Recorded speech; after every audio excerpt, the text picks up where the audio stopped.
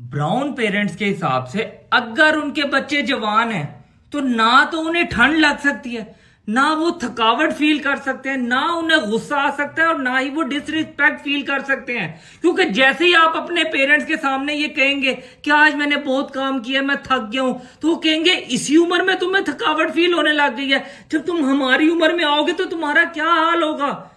जब हम तुम्हारी उम्र में थे हमें तो सारा दिन काम करते रहते थे, हमें थकावट फील ही नहीं होती थी। तुम्हारी उम्र में तो हमें ठंड ही नहीं लगती थी, इतनी ठंड पड़ती थी फिर भी हम बगैर जैकेट बगैर स्वेटर के बाहर निकल जाते थे। तुम तो हीटर के आगे बैठे रहते हो। तुम्हारी उम्र में तो हमें गुस्सा ही नहीं आता था। और बेटा अगर बड़े कोई बात करते हो तो डिसरिस्पेक्ट फील नहीं करते।